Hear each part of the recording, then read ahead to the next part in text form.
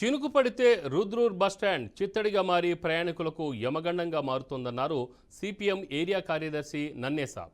నిజామాబాద్ జిల్లా రుద్రూర్ బస్టాండ్లో వర్షం కారణంగా బురదమయమై ప్రాంగణాన్ని సిపిఎం కార్యదర్శి నన్నేసాబ్ పరిశీలించారు.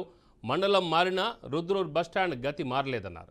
బాన్సువాడ నియోజకవర్గం అభివృద్ధి గురించి పదే పదే మాట్లాడే మాజీ స్పీకర్ ఎమ్మెల్యే పోచారం శ్రీనివాసరెడ్డి ఒకసారి రుద్రూర్ బస్టాండ్ చూసి మాట్లాడాలన్నారు. ప్రయాణికులకు మంచినీటి సౌకర్యం కల్పించాలన్నారు. దీనిపై అధికారులు స్పందించకపోతే ప్రజలతో కలిసి ఆందోళన తీవ్రతరం చేస్తామని హెచ్చరించారు. అనేక సందర్భాల్లో ప్రభుత్వానికి విన్నవించుకోవడం జరిగింది, కానీ ఈ బస్టాండ్ బతుకులు మారలే. రుద్రూర్ మండలంగా ఏర్పడిన తర్వాత మండలం మారింది తప్ప ఈ బస్టాండ్ పరిస్థితి, ఈ రుద్రూర్ మండల ప్రజల బతుకు మారలేదనేది ఈ సందర్భంగా మనం చూడొచ్చు.